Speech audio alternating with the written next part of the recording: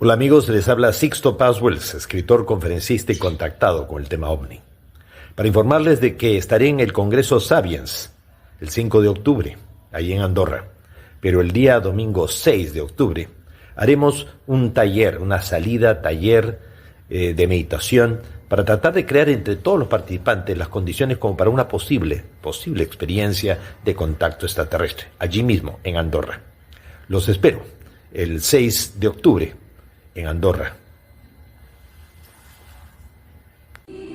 Financera d'Assegurances patrocina Sapiens, un programa de recerca, d'anàlisi i neodivulgació, dirigit i presentat per Ferran Prat.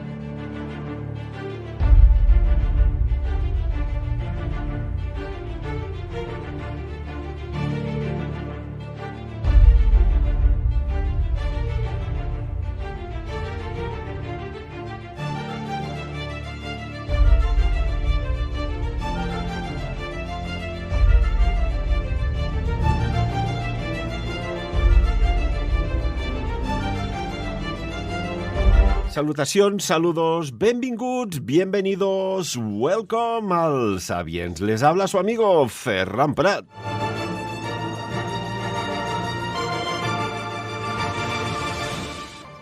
Hoy os puedo garantizar que traigo un temazo, pero ¿con quién lo compartimos? Pues vamos a presentar, tenemos aquí en nuestros estudios a Lluís Rovira. Lluís, benvingut, bienvenido.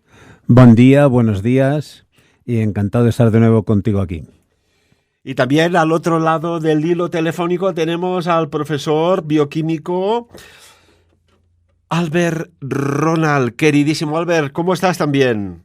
Hola Ferran, un abrazo para ti, igualmente para la gente que nos está viendo o nos está escuchando o nos va a escuchar o nos va a ver. Pues un abrazo para todos y bueno, esperamos que el tema les guste y bueno, vamos a ver qué hacemos y que compartimos con toda la gente que te sigue a ti, Ferran. Bueno, no me siguen, simplemente compartimos, que es la idea. Esto, la palabra seguir me suena un poco, que es la que se utiliza, ¿no? Los followers, los seguidores, etcétera. Pero bueno, aquí lo que hacemos es compartir humildemente conocimiento, sabiduría y información. Yo, Albert y Luis, no sé si pensáis como yo que ya no ha llegado el momento de estar despiertos, que ha llegado el momento de estar bien informados porque el mundo está a un límite que, bueno, no sé qué adjetivo, qué palabra ponerle, pero está al límite de algo muy serio. Veremos si ese límite es ya de frenazo o de caída libre. Albert, ¿qué opinas? Pues sí, yo también lo creo por todos los acontecimientos, por todas las profecías que se han hecho desde Nostradamus hasta las profecías de los mayas. Y bueno, y hay tribus, fíjate que hay tribus amazónicas y andinas, no solamente los mayas que están aquí en este lado de México y Centroamérica, sino los que están allá en Sudamérica, han hecho verdaderas profecías y lo más increíble es que todas se han cumplido cronológicamente con una exactitud verdaderamente pasmosa, y lo que sabemos es que estamos en el momento más crucial de la humanidad y donde primero vamos a pasar de la tercera dimensión a la quinta dimensión, y segundo hemos cumplido los 25,000 años del ciclo que la Tierra ha tenido siempre cuando ha cambiado y ha venido una nueva civilización y una nueva raza. Muchísimas gracias, Albert, por esta introducción. Luis, cuéntanos cómo lo ves todo. Y yo ponía este avance de que aquí parece que se está al límite de algo muy serio.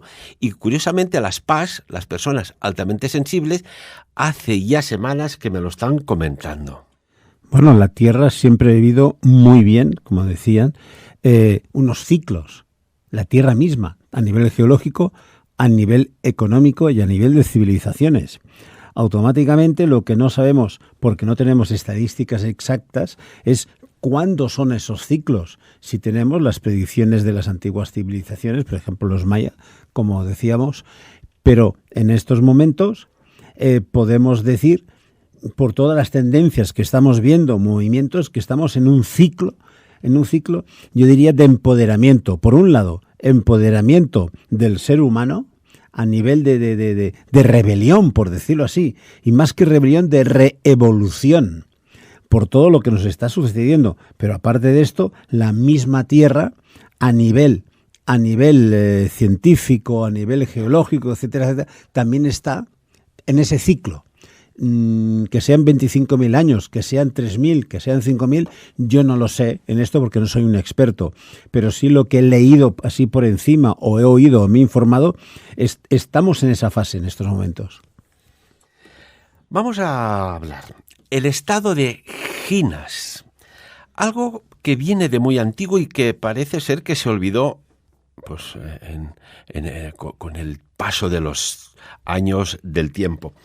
En el 2019 ya hablamos un poco aquí en Sapiens y sobre esta cuestión. Ya reeditaré el audio un día porque la información volcada es muy interesante, pero es que parece ser que ahora es el momento de hablar y profundamente. Albert, cuando hablamos del estado de Ginas, no es el estado de una chica que se llama Ginas, ni un nuevo estado creado a nivel geopolítico. Estamos hablando de algo sumamente potente, de un conocimiento podríamos decir, poder y conocimiento oculto que parece ser que ahora es el momento de destaparlo, de compartirlo. Cierto, y lo más increíble es que hace parte de los 12 sentidos que teníamos los seres humanos antes de que perdiéramos los 7 que hemos perdido. Uno de ellos es este estado. Se le dice estado de Ginas porque había que ponerle un nombre relacionado a lo que sucede cuando se da este fenómeno. Y aquí vamos a hacer un poquito de historia. Ya sabe, Ferran, que yo soy amigo de contar estas historias basadas en la parte científica, pero contadas como un buen contador de historias que eres tú y que es este programa. Pues a ver, vamos a poner a todas las personas que nos escuchan, ponerlos en situación. Si ustedes se ponen en este momento y vamos a ponerlos a sintonizarlos, fíjese que las pirámides, vamos a empezar por las pirámides. Las pirámides no solamente son las que hay y las que son muy recordadas y muy famosas en Egipto. En América Latina y especialmente de México para abajo, hasta ahora lo que hemos cuantificado son unas 70.000 pirámides, que unas de ellas están enterradas y otras pues hacen parte de esas montañas, especialmente de los Andes, que es donde hay más pirámides. Y luego la otra pregunta que nosotros nos hacemos es, en el reino de los incas, que tal vez fue uno de los reinos de Sudamérica más importantes porque un verdadero imperio, hay cosas que son muy curiosas y que la única explicación que hemos tenido junto con los indígenas, cuando nosotros hemos estado hablando con ellos de allí, cuando estuvimos 3 años hablando y viviendo con los indígenas del Amazonas y con los indígenas de los Andes, pues las conversaciones giraban sobre todo este conocimiento que ellos sí lo tienen y nosotros hasta ahora, los investigadores del occidente, lo estamos explorando. Y es, ¿cómo diablos pudieron hacer pirámides tan exactas a las de Egipto o viceversa? ¿Cómo los egipcios hicieron pirámides tan exactas como las que hay en Sudamérica? Pues es que, hablando con los indígenas, lo que nos dicen es, mire, la pregunta del millón, ¿por qué cuando llegaron los españoles a México, cuando llegó Cortés a México, llegó a ciudades que prácticamente estaban vacías, no había una alma? ¿Qué pasó con esa población? Los historiadores y los periodistas que fueron en ese entonces los que contaron estas historias hablan de que se habían matado entre ellos, que habían habido guerras y se habían matado, pero es que tampoco aparecían los cadáveres ni los cementerios estaban llenos de gente enterrada. Entonces la pregunta que nos hacemos, porque yo ya lo he vivido personalmente, es ¿qué se hicieron estas poblaciones que eran tan avanzadas y que tenían una tecnología fuera de lo común? Pues el primer ejemplo es el que estas ciudades y estas poblaciones se transformaron y se pusieron en estado de Ginas, es decir, que no abandonaron el sitio, geográficamente probablemente sí, pero no abandonaron el sitio porque está en estado de Ginas. Y la comprobación es lo que comentaba yo en el programa pasado que grabamos contigo, Ferran, que nosotros pudimos ver un templo indígena en estado de Ginas y estaba justamente metido en una roca. Es decir, que aquí la ciencia probablemente lo sabe, pero acuérdate que muchísimas de las cosas que la ciencia sabe y que las élites saben, pues no nos lo transmiten, está ahí muy guardadito, hay mucho secretismo, como yo digo yo. Entonces, hay otras cosas que vale la pena preguntarse. ¿Cómo así que los indígenas nuestros tenían herramientas bastante parecidas a las que habían aquí en Europa? ¿Y cómo así que nosotros teníamos ya mesas de cirugía en roca y hacíamos trepanaciones? ¿De dónde vino todo esto? ¿Qué ha pasado con todo esto? ¿Cómo cruzaban el mar? ¿Cómo se trasladaban de un lado a otro del Atlántico? Pues es que la única manera que vemos nosotros es el estado de Ginas. Es la única manera. ¿Por qué?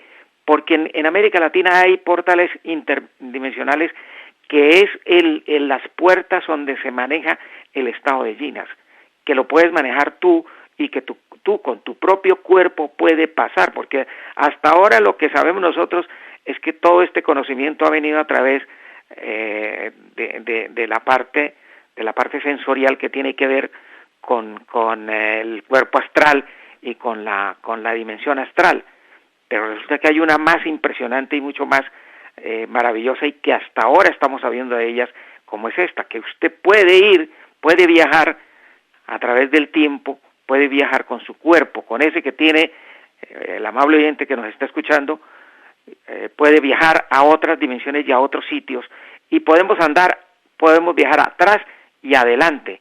Fíjate que hubo un gran, porque todavía creo que falleció, un gran psiquiatra, que era el presidente de la Asociación de Psiquiatría de Nueva York, que él logró hacer que la gente se desdoblara tanto para adelante como para atrás.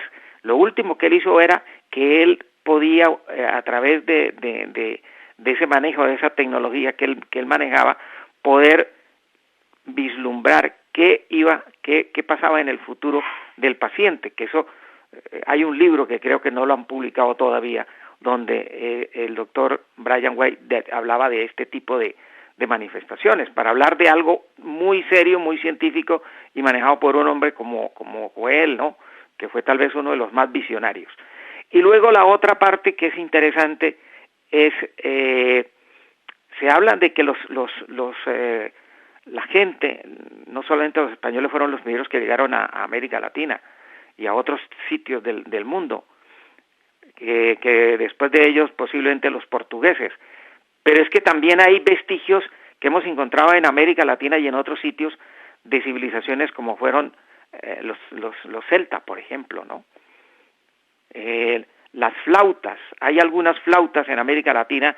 En Colombia hay una flauta que es la flauta de millo, que se parece mucho a las flautas que tocaron los celtas, y yo diría que no mucho, sino muchísimo. Y así hay una cantidad de situaciones, de elementos que hemos encontrado que demuestran que ciertamente el estado de Ginas era maravilloso. Además, el comercio lo manejaban los indígenas, no aquí con las poblaciones del planeta Tierra, sino a través del estado de Ginas tenían relaciones comerciales con otros planetas. Exactamente. Sí, Luis, ¿quieres hacer un apunte? Sí, dinos. Sí, yo estaba escuchando al amigo Ronald y automáticamente cuando estaba diciendo que cuando Cortés, los españoles llegaron a México, que encontraron las ciudades abandonadas, el tema de las pirámides, todo esto, mi mente se ha ido un poco más allá, ¿no? Y entonces decía, ¿cómo puede ser que en Europa, en África o en América pudiera haber herramientas que fuesen iguales, lo que decía la mesa de cirugía, etcétera, etcétera? Yo lo que creo, y estoy muy bien con todo lo que has dicho, Ronald, pero yo lo que creo particularmente es que, vamos a ver, ¿cómo te lo diría? Que una antigua gran civilización había en lo que es la Tierra, pero de golpe y a través de unos cuantos años sucedió el tema de Pangea, el gran continente. Y a partir de ahí se separaron los continentes. Entonces depende la ubicación de los pueblos que había en Pangea, pero la cultura, las herramientas, los conocimientos estaban en una, pero se dispersaron por todos los continentes. Automáticamente, por eso puede ser que haya.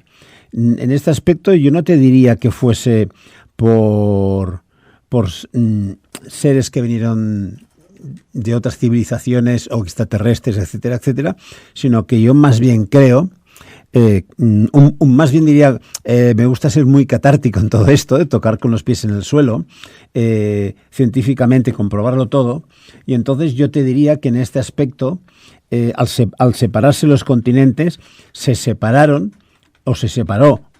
el origen de una gran civilización y conocimientos que después se evolucionaron cada uno por su sitio. Pero obviamente, en un principio, todo era uno. Por eso vemos tantas características similares y semejantes en el tema de las pirámides, en el tema de las culturas, etcétera, etcétera. Yo creo que es esto.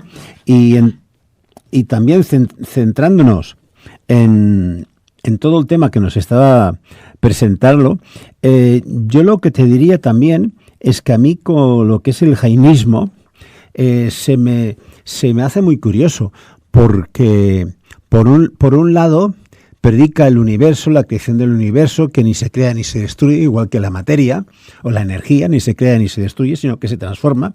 Me parece muy bien. Y entonces lo que es el jainismo te está llevando a esto, a esa evolución, a ese encuentro vital, ¿no?, con nosotros mismos. Pero por otro lado, si dice que no hay ni Dios, si dice que no hay nada, pero por otro lado, el jainismo lo que te marca son los principios y te marca como una religión. Entonces, para mí esto se contradice. Yo sí creo y muy bien en la idea básica del jainismo como la materia, como todo lo que sería la energía, y en lo que nos transformamos, porque esto es así. Pero después ya entra el ser humano por el medio y ya lo convierte como una especie de religión. Y a partir de ahí, yo te diría que entonces ya, como todas las religiones, se me cae el alma al suelo. Gracias, Luis. Y vamos a ver, porque hay un tema importante sobre el estado de Ginas, y es, Albert, lo has comentado, el tema astral. Y si resulta que... Yo esto lo pregunté a un vigilante de una zona arqueológica. Digo, oiga, si aquí habían miles y cientos de miles de habitantes, deberían haber muchos restos óseos, y hablamos de los mayas, por algún sitio u otro, ¿no? Deberían haber, o se incineraban a todos, no lo sé. Y digo, ¿dónde se fueron? Emigraron, tal, y me hizo así mirando hacia arriba. ¡Pop! Se fueron ahí. No me dio a entender que fue a otro planeta, otra civilización, a otro lugar. Y claro, y me viene muy bien de que se abra este tema, porque el día 31 de agosto voy a hacer un taller de viajes astrales. Porque en esto llevo muchos años, ya sabéis que a los 8 años viví una experiencia cercana a la muerte, y esto me ha dado pie a mí mismo investigar, buscar y darme respuestas a algo insólito, ¿eh? Pero si resulta que somos un poco como orugas caminando por el planeta, en determinadas circunstancias podemos vivir, a través de conocimiento, de experiencias, de sabiduría, una evolución, un cambio de estado, y pasamos a crisálida, y de crisálida podemos convertirnos en mariposa y volar a otros estados, como el estado de Ginas, ¿no? Y esto es interesante, fijaos lo que acaba de decir hace muy poco un doctor médico cirujano, estuvo aquí en Andorra haciendo una conferencia maravillosa, en 2 días hizo 2, sobre las experiencias cercanas a la muerte y conclusiones de su investigación como jefe de cirugía, que ha sido, y me refiero al doctor Manuel Sanz Segarra, lo que dice sobre el plano astral. Es que es espectacular. Escuchad y me gustaría que opinarais. Escuchamos la voz del doctor Manuel Sanz. El campo astral es un campo energético como el nuestro. Saben que hay 11 dimensiones distintas. Esto lo comentó y lo introdujo Everett al hablar del concepto de multiverso y universos paralelos. Nosotros nos movemos en 3 dimensiones. Einstein introdujo el cuarto, que es el tiempo. Evidentemente, el campo astral es una energía distinta. Se habla de 5 dimensiones distintas. Es decir, que la posibilidad de contactar con el campo astral es una auténtica realidad el campo astral. Es lo que nos manifiestan los pacientes con experiencias cercanas a la muerte, que su supraconciencia, que es una energía distinta de la que nosotros somos capaces de captar, entra perfectamente en el campo astral, donde hay varios estratos. Sabe que hay el bajo, el medio y el alto en el campo astral. Muy bien descrito por el libro tibetano de los muertos, un libro muy interesante. El campo astral es un campo... Vale. ¿Qué opináis sobre estas declaraciones? Albert, y después tú, Luis. Bueno, pues yo estoy muy de acuerdo con... Además, oí una entrevista que le hicieron aquí de Madrid al doctor Manuel, y fue una maravilla. Pero mire, hay una cosa que sí habrá que decir, y fíjate que todas estas cosas están saliendo. La conclusión de la ultra conciencia que habla este doctor, fíjate que se habla de 3 dimensiones. Luego Einstein puso la cuarta, que es el tiempo, y luego se sube a la quinta, que es a donde va el planeta. El planeta en este momento está cruzando, o ya cruzó, las 2 dimensiones, salió de la tercera a la cuarta y estamos entrando a la quinta dimensión. Por eso hay tantos movimientos, por eso se está moviendo tanto, y por eso los cambios, aunque no nos damos cuenta muy fácilmente, se están dando. Uno se acuesta sabiendo algo y al otro ya es ignorante, porque eso ya es trasnochado, porque al otro día lo sorprenden las noticias de los avances que se están haciendo. Entonces, hablando del estado de Ginas, hablando yo con un hombre muy sabio, un cacique, de los tipos de las personas de los indígenas que yo he conocido, con una sabiduría absolutamente espectacular. Inclusive sobrepasaba el conocimiento que nosotros teníamos y que adquirimos en la universidad. Pues él decía, mire, es que fíjese cómo podemos mover. Estamos en una pirámide que hay en Colombia, una pirámide que no se sabe cómo apareció ahí. Me decía, mire, ¿cómo puede creer usted que esta roca, que debe pesar unas 50, 100 toneladas, se puede mover, traerla de donde tocó traerla, porque alrededor no hay montañas para poder traer una roca esta, y luego traerla desde esa distancia, si fuera posible, y ponerla aquí? Si en este momento de la tecnología no hay una grúa ni hay un elemento mecánico para poder trasladar una roca de estas, dígame usted que es bioquímico, dígame cómo se pudo hacer. Y le decía yo, es que no hay explicación. Digo, pues la explicación nosotros la tenemos, porque nosotros podemos mover estos elementos a través del estado de Ginas. Y le pregunté, bueno, ¿y cómo es eso? Y él me decía, es que el estado de Ginas es el que ha permitido que en el universo se constituyan planetas.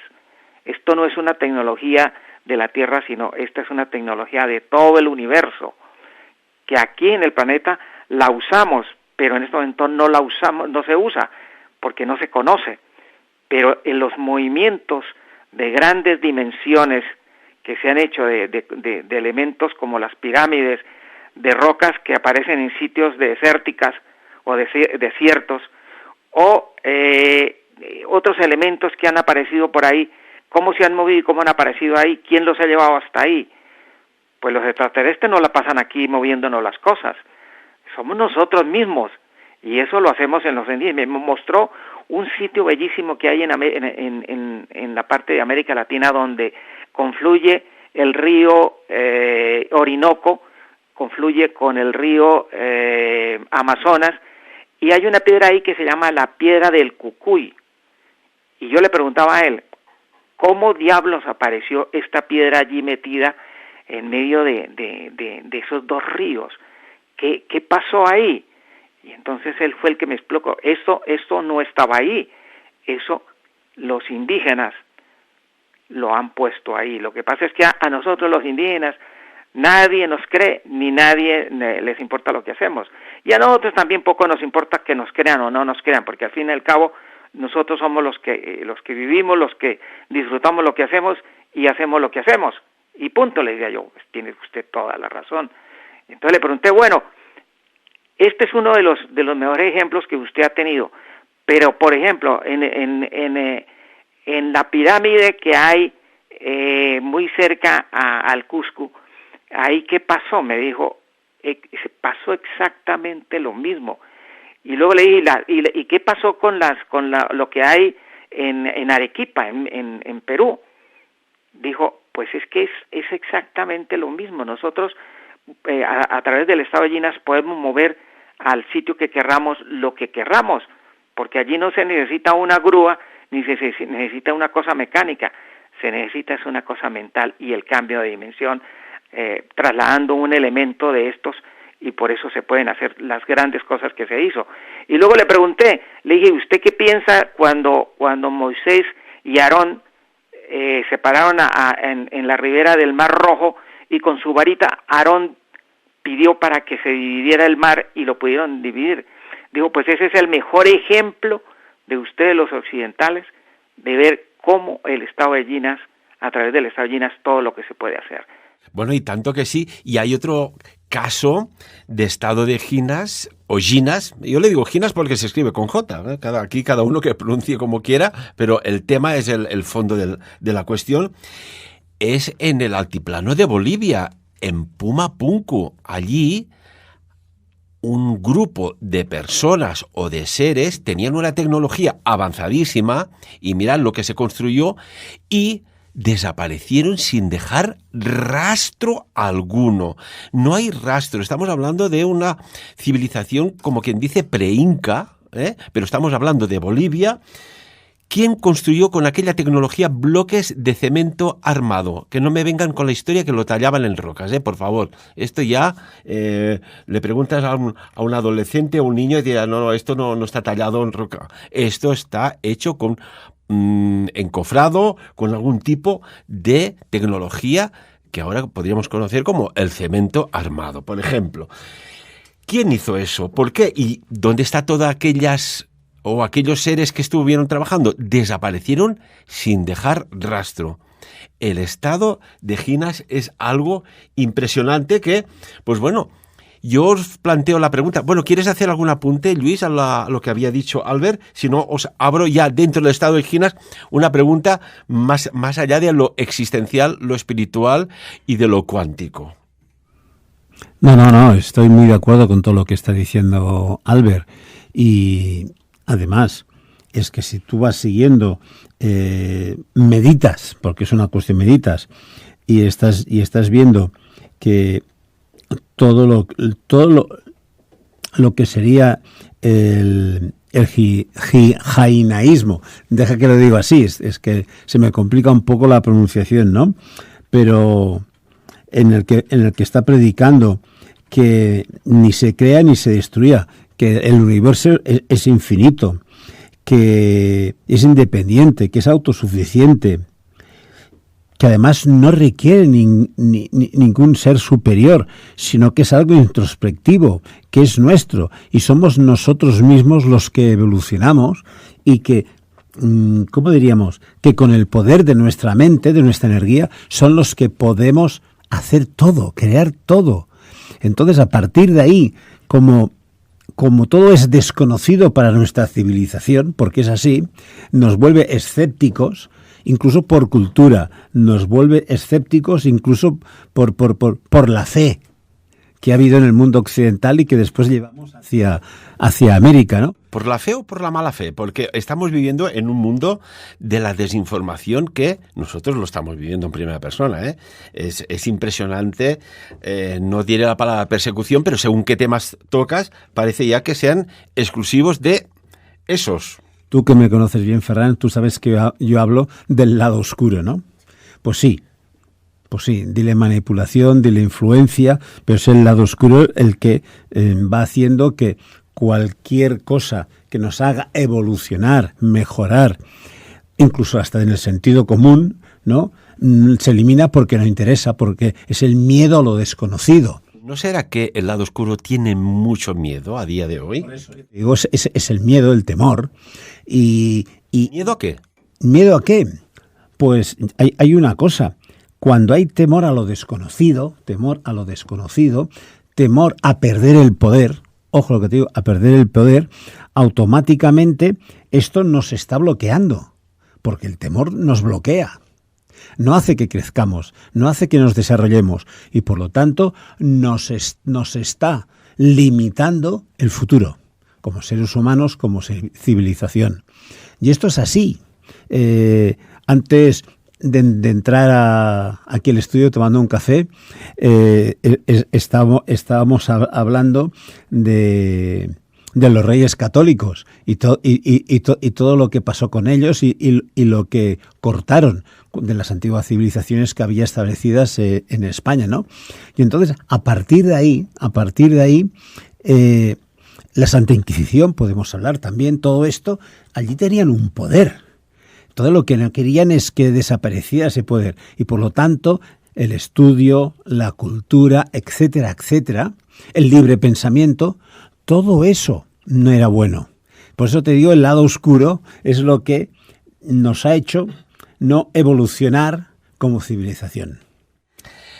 Os voy a hacer una pregunta. Imaginad que tenéis un conocimiento, Lluís, Albert, y todos nuestros amigos y amigas que nos escuchan aquí en Sapiens cada día, que tenéis un conocimiento que dices, bueno, en caso de apocalipsis, en caso de colisión, en caso de extinción, tenéis una técnica, un conocimiento que os permite dejar, pues bueno, como colgamos la camisa, el pantalón y los slips, en caso de los hombres, colgado cada día cuando entras en casa, o las mujeres, pues otras prendas, que tengas la capacidad de dejar este cuerpo biológico celular y que ese yo superior, que le han puesto muchos nombres, me hace mucha gracia, el yo superior, ese doble cuántico que hablan científicos, incluso el neurocirujano Eben Alexander habla de experiencias cercanas a la muerte, pero que no deja de ser eso que desprendemos del cuerpo temporalmente, porque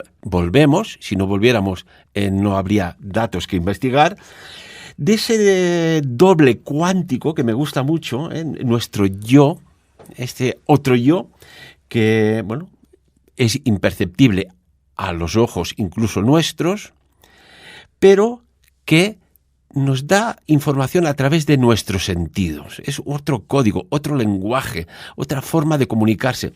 Y yo os voy a explicar una experiencia que tuve hace un montón de años atrás que me llevó a investigar esto de los viajes astrales, desdoblamiento astral, conexión con aquello que llamamos el ángel de la guarda. Señoras y señores, no es nuestra abuela, nuestro abuelo que nos protege, no. Somos nosotros mismos en otra línea temporal, en otro estado de la materia, si es que es materia lo que podríamos decir, o de conciencia, que nos estamos guiando. Y yo recuerdo que me puse a prueba, no soy yo de hablar de los protagonistas, siempre sois vosotros, pero hoy quiero que reflexionéis. Estaba ese día pues pensando, digo, oiga, si existe otro yo cuántico, este ángel de la guarda, este yo superior, ¿cómo puedo comunicarme desde este plano de la tercera dimensión hacia arriba y que se ponga en contacto conmigo, o al menos que yo mismo me diga que sí que existo, que no es fácil, ¿eh? Y recuerdo que me puse en el lavabo de casa y me estaba afeitando, ¿eh?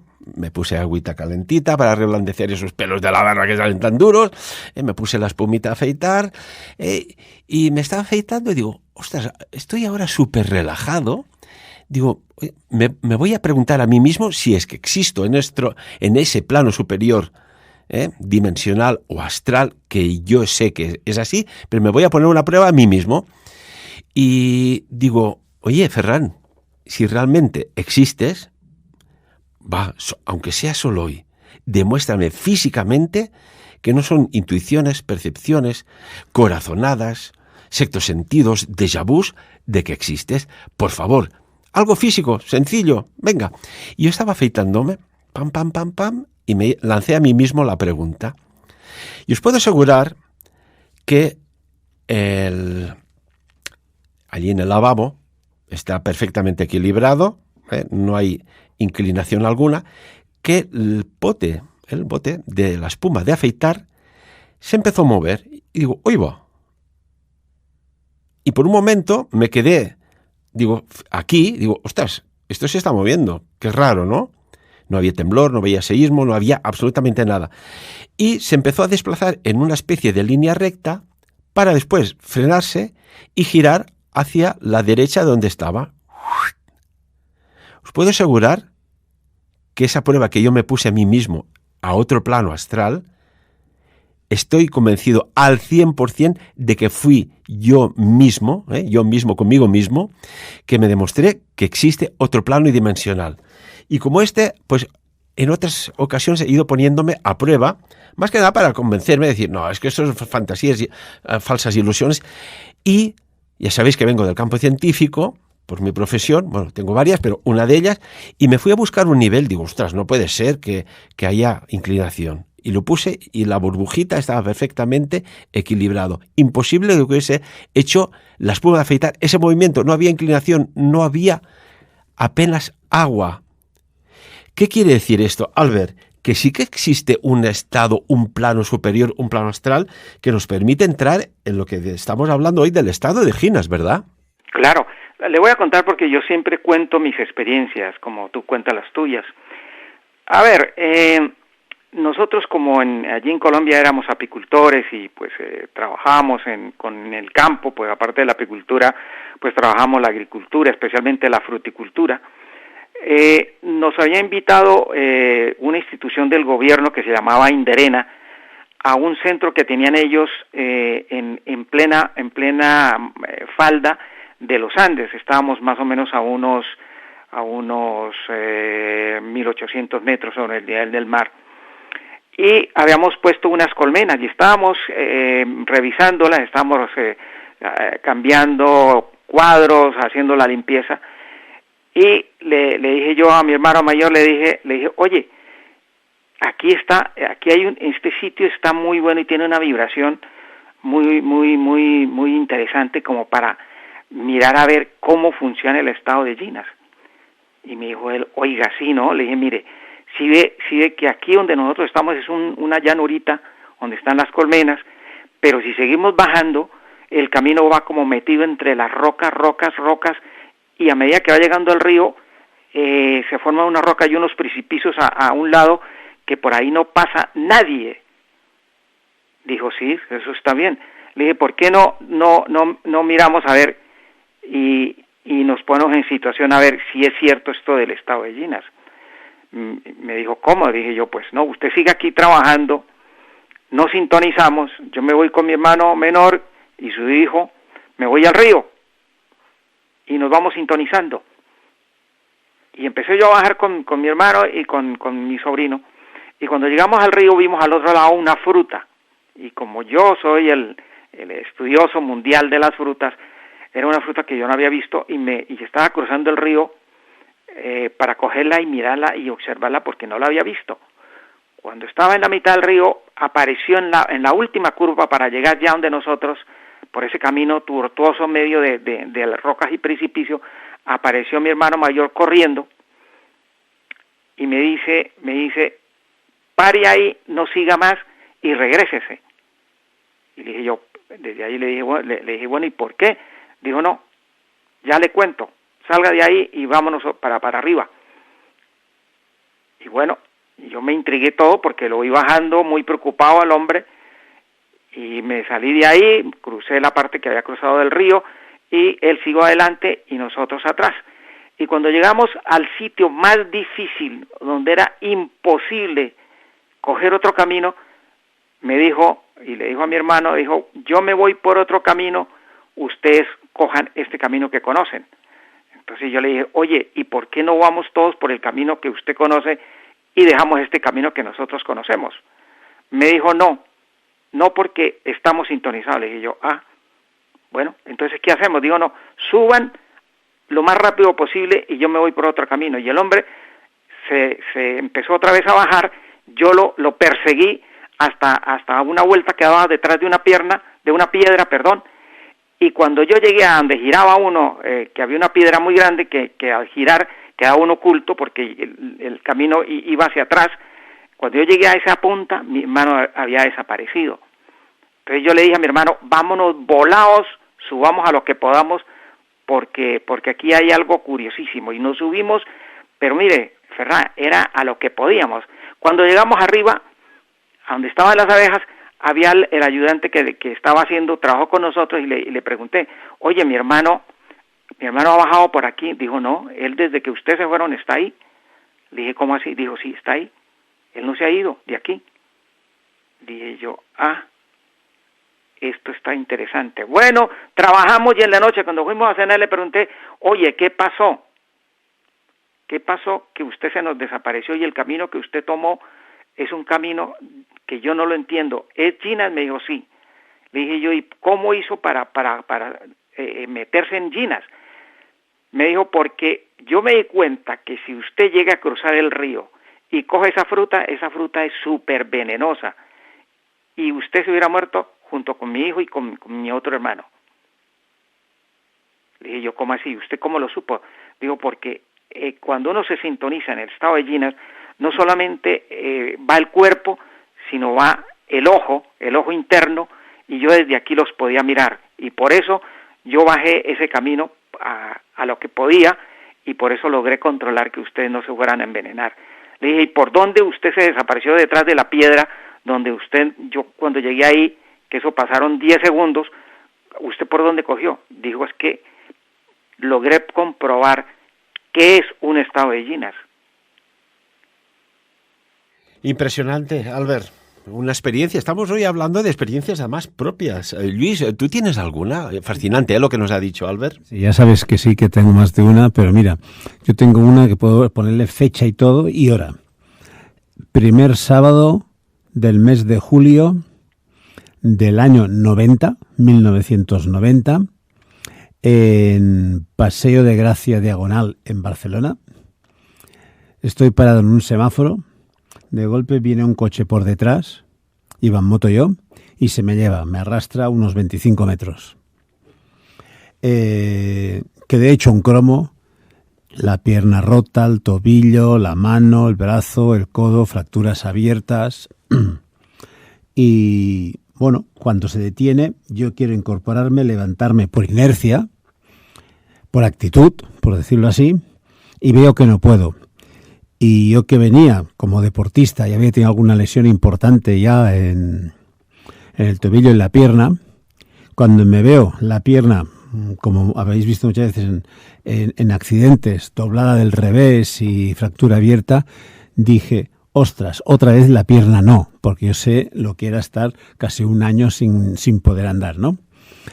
Y entonces automáticamente entre el pensamiento, la visión y el dolor entro en estado de shock. Un dolor y digo, ostras, y automáticamente, para aliviar el dolor, mi espíritu, me elevo, me separo de mi cuerpo y es como si estuviese viendo una película de todo lo que me está sucediendo, pero que no siento entonces en absoluto nada de dolor. O sea, Luis, ¿te estabas viendo desde una altura más o menos de cuántos metros? No sé, podríamos decir, pues, no sé, de 20, 30, 40 metros, desde un estado superior. A la vertical. Sí, a la vertical. Entonces, como bajan del coche, como vienen peatones, como llaman a la policía, viene una ambulancia, me recoge, me llevan al Hospital Clínico de Barcelona, dentro de la ambulancia te puedo relatar absolutamente todo paso por paso. Cuando llego a urgencias del hospital, en que me tratan para el estado de shock, automáticamente me empiezan a poner calmantes y tal y cual. Mira cómo estaba yo, que no se atreven a operarme en esos momentos. Miran de localizar a través de mi documentación a mi esposa para que les autorice a operarme, pero yo lo estoy viendo todo. Yo lo puedo relatar absolutamente todo. Yo puedo relatar las diferentes cirugías y operaciones que me hicieron esa tarde, porque esto era a la 1 del mediodía cuando había salido del trabajo. Yo puedo relatar perfectamente todo lo que pasó. Teóricamente no debería acordarme absolutamente de nada de los calmantes que me pusieron para afrontar el estado de shock que tenía mi cuerpo. Yo lo puedo explicar absolutamente todo. O sea, ¿estabas consciente o inconsciente? Desde un plano superior totalmente consciente. Seguramente en mi cuerpo inconsciente. O dormido o drogado, dile lo que quieras, ¿no? Pero yo lo estaba viendo absolutamente todo. Desde un plano, digo, superior. No quiero decir ni astral. No, lo estaba viendo todo. Pero además, dentro de mi curiosidad, yo estaba analizando, viendo, meditando todo lo que me estaban haciendo. Y sobre todo, cómo yo mandaba a mi cuerpo, desde un plano astral, cómo yo mandaba a mi cuerpo. Esto es algo... Bueno, yo me acuerdo cómo el brazo, el codo, que lo tenía salido, tenía una fractura abierta, cómo me lo ponen en su sitio, cómo cosen, cómo recomponen, te lo podría detallar al instante. Entonces, ¿esto por qué es? Si teóricamente a mí me habían anestesiado. Yo lo estoy viendo todo. Y después, hablando con el cirujano, le explico todo al precio. ¿Cómo puede ser esto si estabas anestesiado y profundamente? Para evitar el estado de shock que estaba sufriendo mi cuerpo. Y es por ese plano elevado, ese plano superior, ese plano astral, dile como quieras.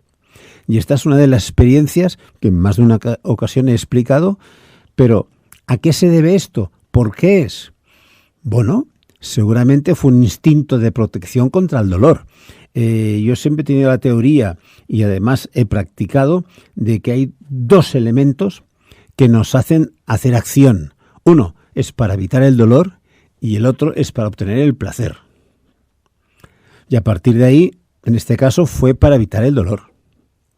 Otro día explicaré una para obtener el placer. Sí, iba a decir, no nos dejes así. Bueno, queda agendado, ¿eh? Queda agendado. Albert, ¿qué opinas? Estamos hablando de experiencias personales, ¿eh? Hay las experiencias cercanas a la muerte, experiencias cercanas a lo personal en el tema cuántico, del doble cuántico, de nuestro plano astral, que está mucho más cerca de lo que nos pensamos, ¿eh? No está al otro lado la cara oculta de la luna, esto está aquí. Sí, claro, y es lo que el doctor Manuel habla de la supraconsciencia, ¿no? Que ya tiene un nombre científico y que eso es lo que le pasó a Luis. Pero mire, déjeme contarle otra historia. Esta no es mía, pero me la contó, yo no sé, Ferraz, si yo te he contado que yo con Janet llevamos 34 años como meditadores, hacemos meditación. Todos los días meditamos 1 hora, todas las mañanas. Un abrazo desde Sabiens a tu queridísima y nuestra queridísima Janet, una gran letrada y gran compañera de tu viaje de vida contigo. Ciertamente. Y pues en esos 34 años hemos meditado y tenemos un guía espiritual, un maestro de la India que ha sido el que nos inició. Y resulta que él vino a Europa a estar con nosotros, a estar con sus discípulos, que éramos nosotros aquí en Francia, y fuimos un buen grupo a estar con él. Y uno de esos amigos míos y meditadores estaba ahí con el maestro y con toda la gente que fue. Cuando salieron, cogieron un coche y él se sentó en la silla de atrás, en medio de dos que iban cada uno en una ventanilla, más los dos que iban adelante. Y iban a un buen paso, a una buena velocidad, y alguien llegó y los estrelló. Pero de una manera, porque el que venía por detrás se ve que venía a una alta velocidad.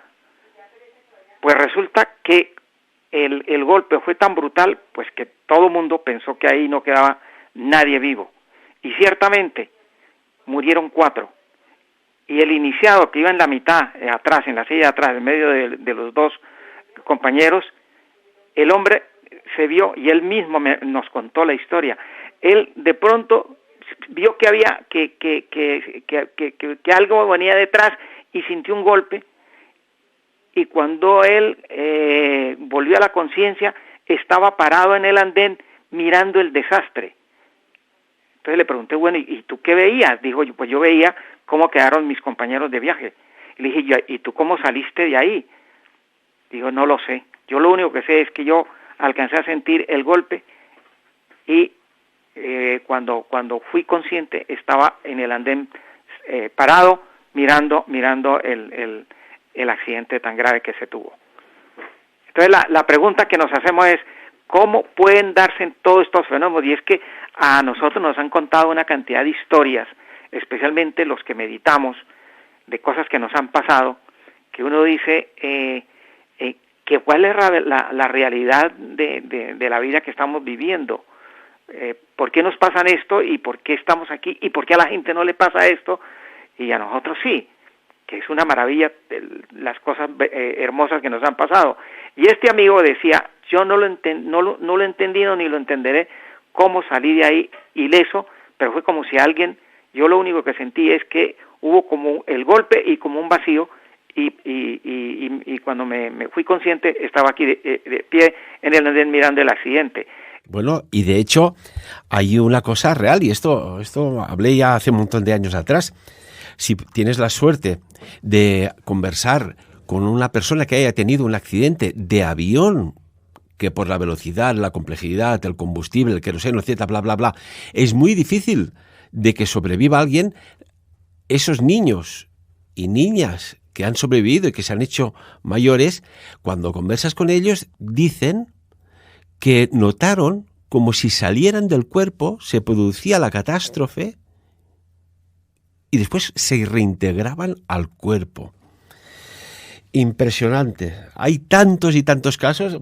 Ojalá algún día este miedo, este temor al que dirán, bla, bla, bla, bla, estas tonterías, que estos programas que nos han puesto o os han puesto a muchísimas personas, esto no se dice, esto no lo hagas, esto no triunfarás, esto no. Ese no que les persigue toda su vida, empiecen a guardar en el Museo de Arqueología Antigua Personal, en aquel cajón guardadito, esa palabra, ese programa, y empiecen a explicar cosas de forma natural. Siempre hay que estar al tanto que hay alguna patología del tipo que sea, que todo el mundo como mínimo ha vivido una o dos o tres experiencias que son señales que nos enviamos a nosotros mismos. Nos queda un minuto programa. Luis, ¿algún apunte más? Es un tema maravilloso, el estado de Ginas. Esto va más allá de... Bueno, yo sé que algún día u otro se abrirá el mundo a otra era, a otra dimensión. Espero que no sea demasiado tarde, tal como está todo, y que podamos, pues circular, como circulamos de momento, en algunos sitios con restricciones ya, de manera normal, entrando y saliendo de ahí, de esa dimensión astral. Concluir sobre el tema de la cosmología de Jaina, yo te diría que todos y cada uno tenemos ese poder. Tú sabes muy bien que yo de muchos años creo en el poder de la mente, que al final es energía, pero que es que con el poder de la mente podemos conseguirlo absolutamente todo. Lo que sucede es que no sabemos cómo utilizarlo, y hay personas que sí, que lo saben. No es que sean seres superiores, nada, sino que tienen la habilidad o han desarrollado ese sentido para dominar el poder, la capacidad de nuestra mente. Y eso es cuando te permite hacer viajes astrales, verte desde encima, porque en momentos extremos, yo lo he realizado, pero solo en momentos extremos. Es muy curioso. Y os voy a dar una pista, un dato. Las personas que conocen este viaje astral, este estado de Ginas, tienen un denominador común.